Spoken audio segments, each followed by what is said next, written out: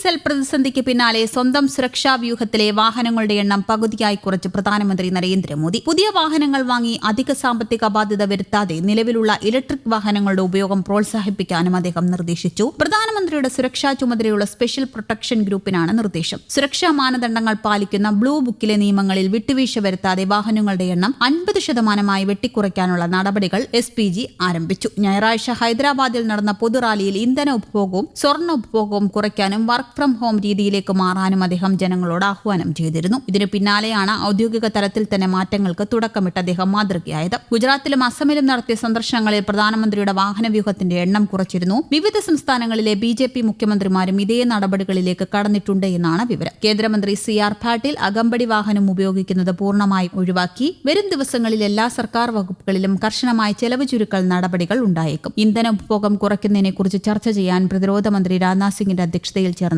മന്ത്രിമാരുടെ അനൌദ്യോഗിക യോഗത്തിലും ഈ വിഷയങ്ങൾ ചർച്ച ചെയ്തതായാണ് സൂചന.